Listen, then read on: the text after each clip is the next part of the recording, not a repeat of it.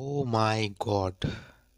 Seriously, Binodini একটি নটির উপাখ্যান এই ট্রেলারটা আমি অনেকবার দেখেছি এবং যার জন্য ভিডিওটা বানাতেও দেরি হলো। এবং এই ট্রেলারটা নিয়ে অনেক কিছু বলার আছে আমার। সত্যি কথা বলতে এই ট্রেলারটা যখনই আমি যতবারই দেখছি ততবারই একটা জিনিস ফিল হচ্ছে, যখনই ওই হরে কৃষ্ণ গানটা আসছে শেষের দিকে, জাস্ট গায়ে কাটা দিচ্ছে, গুজবাম দিচ্ছে। এত ভালো লাগলো ট্রেলারটা, 3 মিনিটের ট্রেলার। জাস্ট এক কথায় ক্লাসিক হয়েছে ট্রেলারটা, জাস্ট ক্লাসিক হয়েছে। বিনোদিনী একটি নটির উপাখ্যান তুমি যদি সার্চ করো পুরোনো দিনের, তুমি একটা সিনেমা সামথিং পাবে, যেখানে প্রসেনজিৎ চ্যাটার্জি অভিনয় করেছে, যেখানে দেবশ্রী রয় অভিনয় করেছে। এবং ট্রেলারটা দেখে জাস্ট আমার দারুণ লাগছে, এক কথায় দুর্দান্ত। এখানে অভিনয় করছে রুক্মিণী মৈত্র, রাহুল বোস, ওম সাহানি, যতদূর সম্ভব তার টাইটেলটা সাহানি, এবং মীর আফসার আলী, এবং আরও অনেকে। প্রত্যেককে এখানে জাস্ট দেখালো গল্পটা সম্পর্কে আমার খুব বেশি আইডিয়া নেই। এটা অনেক পৌরাণিক উপন্যাস থেকে নেওয়া হয়েছে, অনেক পৌরাণিক গল্প, অনেক আগেকার দিনের গল্প। গল্প সম্পর্কে খুব একটা আমার আইডিয়া নেই, কিন্তু যেটুকু দেখলাম ট্রেলারে, যে এটা একটা বেশ্যাপল্লীর সেখানকার মেয়ে, সে ওই ব্যবসায় না নেমে সে একটা নাট্যজগতে পা দেয় এবং সেখান থেকে সে নিজেকে নাম কামায়। সেখান থেকে সে নিজের নাম কামায় এবং বিনোদিনী একটা জায়গা তৈরি করে। এবং তার পরবর্তীকালে সেই জায়গাটা কতটা গভীর হয়, কতটা নোংরা হয়, এবং তার যে পরবর্তীকালে সেই জায়গাটা যে কতটা গভীর হয় সেটা নিয়েই এটা দেখানো হয়েছে। এবং এখানে মানে প্রত্যেকের ডায়লগ ডেলিভারি আমার দারুণ লেগেছে। প্রথম কথা যদি কৌশিক গাঙ্গুলির কথা বলা হয়, যে সবার ইয়েতে তুই মাথা নামাবি না, সবসময় সবার ইয়েতে তুই মাথা নামাবি না, এরকম একটা ডায়লগ দেয়। তারপরে রুক্মিণী মৈত্র, যে ক্যারেক্টারটার ওপরে বিনোদিনীটা দাঁড়িয়ে আছে, তাকে দেখতে দারুণ লাগছে। এবং তার যে লম্বা চওড়া, তার যে বডির গঠন, বডি স্ট্রাকচার, সেই অনুযায়ী তার চরিত্রটা তাকে খুব ভালো মানাচ্ছে। এবং তার ডায়লগ ডেলিভারি থ্রোটা, যেটা আমি টিজারে, আমি যখন দেখেছিলাম 2-3 মাস আগে একটা টিজার বেরিয়েছিল, সেখানে যে জিনিসটা মিসিং ছিল সেটা হচ্ছে তার সাধু ভাষায় কথা বলা বা তার ডায়লগ ডেলিভারিটা।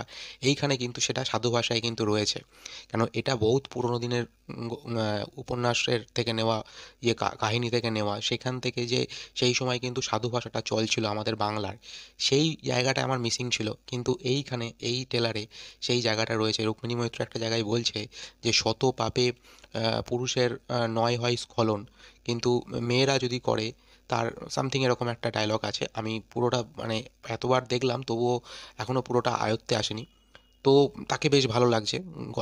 তার যে গলার বিভিন্ন রকম সংলাপ দিচ্ছে, যে এ যে বেশ মায়ার খেলা, এরকম একটা ডায়লগ দিল, সেটা কিন্তু দারুণ। মানে সত্যি কথা বলতে রুক্মিণী মৈত্র কিন্তু খুব দারুণ একজন অ্যাক্ট্রেস।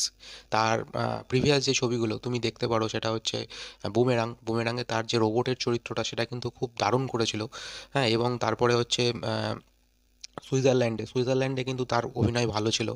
এবং যেটা টেক্কাতেও কিন্তু তার অভিনয় খুব ভালো ছিল। তিনি কিন্তু বিভিন্ন রকমের চ্যালেঞ্জিং চরিত্র নিচ্ছে এবং তিনি কিন্তু ভালো একজন অভিনেত্রী হয়ে উঠছে ধীরে ধীরে। এবং এইটাও কিন্তু খুব ভালো, তিনি যখন ওই যে লাস্টে যে হরে কৃষ্ণ যে গানটা, সেই গানটা দেখবে একটা চৈতন্য মহাপ্রভুর মতো একটা স্ট্রাকচার নিয়ে সে যখন ঘুরছে, সেটাও কিন্তু বেশ ভালো। ঠিক আছে, এইরকম চরিত্রগুলো হয়ে ওঠা, মানে এরকম ক্যারেক্টার করলেই হয় না। যেটা আমি সবসময় বলি, তার চরিত্র হয়ে ওঠা সেটা সবথেকে বেশি ইম্পর্ট্যান্ট হয়। কেন একটা নর্মাল চরিত্র করার থেকেও একটা মানুষের চরিত্র হয়ে ওঠা, এটা কিন্তু খুব কঠিন। সেই জায়গাটার থেকে কিন্তু রুক্মিণী মৈত্রকে ট্রেলারে যেটুকু দেখলাম মনে হলো না ভালো কাজ করেছে। আর একটা জন্য কথা না বললেই নয়, সেটা হচ্ছে মীর আফসার আলী, দ্য ক্যাপ্টেন। মানে তার যে গলার ভয়েস, তার গলার মডিউলেশন, হ্যাঁ, তাকে আরও আরও অনেক কাজে ইউজ করা যেত। মানে করেনি, যেটা আমাদের টলিউড ইন্ডাস্ট্রি।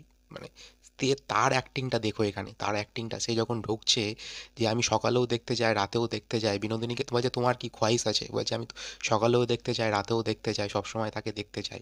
এই যে ব্যাপার, এবং তার যে বলিউড, তার যে গলার মডিউলেশন, সেটা নিয়ে তো কোনো কথা বলাই যাবে না। সত্যি মীর আফসার আলী দারুণ একজন অভিনেতা।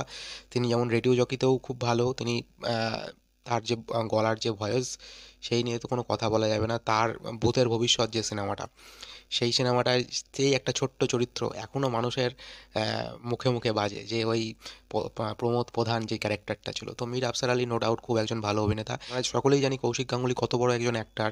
মানে তিনি এমন একাধারে ডিরেক্টর প্লাস অ্যাক্টার। তুমি শঙ্কর মুদি বলে একটা সিনেমা আছে, সেটা দেখতে পারো। সেখানে দেখবে তিনি ইমোশনাল পার্টগুলো কতটা আন্তরিকতা দিয়ে, কতটা ক্যারেক্টারকে ভালোবেসে করে, সেই জায়গাগুলো খুব ভালো লাগে। মানে একজন খুব ভালো বড় মাপের অ্যাক্টার তিনি। এবং এখানেও তার চরিত্রটা খুব ভালো লাগছে আমার।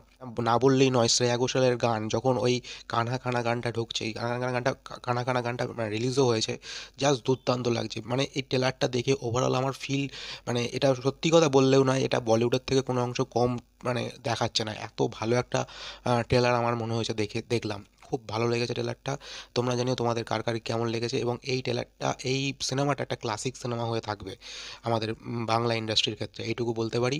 তো তোমরা জানিও তোমাদের কার কার কি কেমন লাগলো, আর ভালো লাগলে লাইক করে দিও, শেয়ার করে দিও, সাবস্ক্রাইব করে দিও। Thank you.